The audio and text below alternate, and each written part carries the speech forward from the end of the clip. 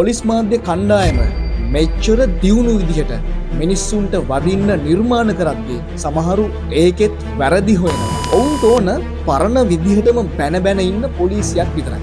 නීතිය දන්නේ නැති එක නිදහසට කාරණාවක් නෙවෙයි. තව කෙනෙක්ව අපහසුතාවයට පත් කරන්න කලින් වීඩියෝ එකක් ෂෙයා කරන්න කලින් මතක තියාගන්න ලංකාවේ නීතිය දැන් හරිම තදයි. ලංකාව ඇතුලේ සමාජ මාධ්‍ය හරහා පෝස්ට් සහ වීඩියෝ ලක්ෂ සංඛ්‍යාත ප්‍රමාණයක් එහා මෙහා වෙනවා. ඒ කියන්නේ හැම තප්පරයකම ඔයා දකින දෙයට වඩා දහස් ගුණයක දත්ත ප්‍රමාණයක් පද්ධතිය ඇතුලේ කැරකෙනවා. ඔබ දන්නවද?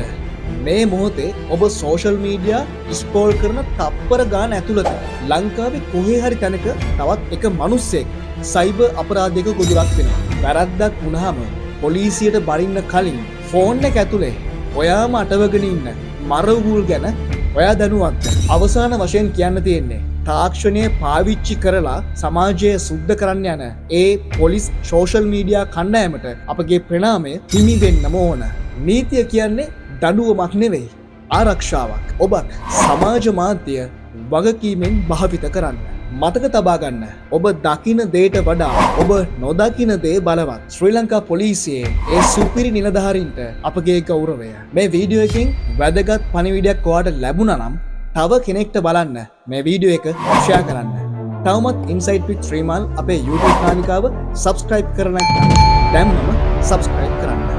ඔබට ජය.